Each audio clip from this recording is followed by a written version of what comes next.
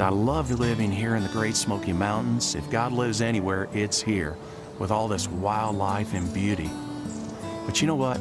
My life was not always serene. Before I met David and Bianca, I was a small business owner. I had a cleaning business with about 40 employees at the time. Things changed. And what happened, like all companies, they look for ways to save money, increase profits, which mean I had to go. And I struggled even at that time to keep people on, keep them employed. It was very challenging. I remember one day I got a knock at the door, and when I opened the door, the man was there from the electrical company saying, "Hey, you haven't paid your bill." I said, "Well, I'll tell you what, I got my checkbook in the car outside. Why don't we go out there and I'll just give you a check?" He said, "All right." So we walked out to the driveway, and I looked, and my car was gone. The bank had come and got it that morning. I looked at the man, I said, "My car is gone. It was here last night. It's gone now." And he said, "Sir, you look like a man with problems."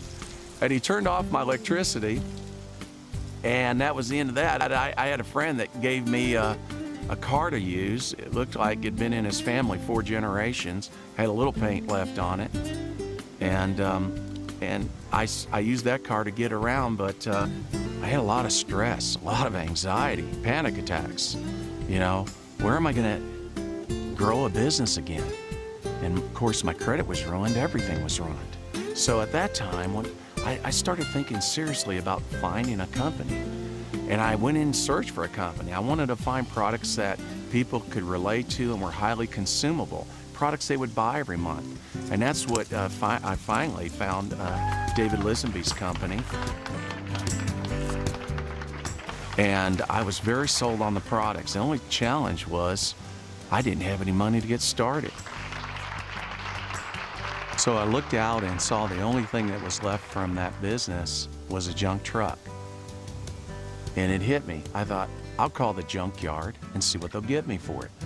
So a man came out and said, "I'll give you $400. I said, "Take it." And away that truck went.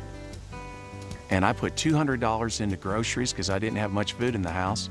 And I put $200 into my business. I was able to buy my distributor kit and some products and get started. And my sponsor, he was gracious enough to send me a cell phone because I couldn't afford a phone bill. I remember when I first talked to Jeff, and I'd given Jeff a phone, and I said, "Look, this is a tool that will help you build your business. And you don't have a whole lot, but here, use this, use your contacts, talk to them, and just use the talent that you have to establish, these relationships, all these people that you have on a list, and let's go to work and make it happen." And he burned the phone, he burned it up. This is my list. And I got on my phone and I started making phone calls. And at the time where I lived, I couldn't even get good reception. So I drove out in the hills of Tennessee into a cow pasture, closed the cattle gate, got out my notes on my hood, and I started making phone calls, setting up appointments. I went out and met with the people, just simple people that have families, jobs, children.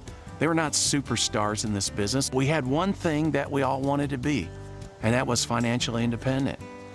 And what happened was we grew our groups, we worked with our people, until finally, it didn't take long, I started making some serious money with 4Life Research. My groups grew, and they started spreading throughout the world in different countries. And at that time, I had not even left the United States. And so I got on a plane and I started my international experience of seeing the world, making great money, and traveling to Korea and to Taiwan, where I met my wife, Michelle. And then when we had our beautiful baby Arthur, we moved back to the place that is closest to my heart, and that is in the Great Smoky Mountains here. And we just love our life here. I love waking up to this beautiful creation and spending time with our children, being financially independent.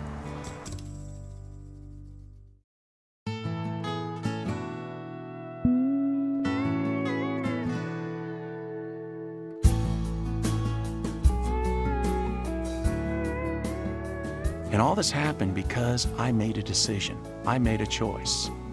I could have stayed back on that porch and said, "What am I going to do? I'm broke. I lost my business. I'll never be able to take it beyond this. I'm ruined forever. But I decided to think, what can I do? And when I saw Ford Life, I said, now I've got a choice. So really, when you look at my success, it all began with just a few things.